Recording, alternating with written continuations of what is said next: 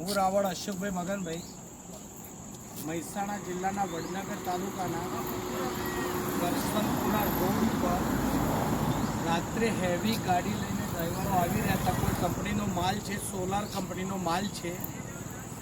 ત્યાંના ડ્રાઈવર અને કંડક્ટરે રોડ ઉપર રાત્રે આરામ કરવા માટે નેશનલ હાઈવેના પટ્ટાથી 3 ફૂટ દૂર ગાડી ઊભી રાખી અને હાઈવે ઉપર આરામ કરતા હતા.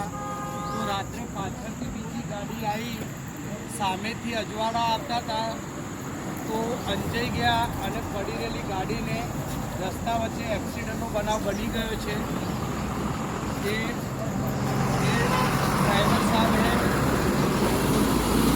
पूरी गलती है क्योंकि हाईवे पे गाड़ी खड़ी करके सोना नहीं चाहिए. फिर भी ये लोग सो गए थे और पीछे से गाड़ी आई तो सामने से गाड़ी आ रही थी तो वो लाइट की वजह से उनको पता नहीं चला और पीछे से आगे टकरा गई.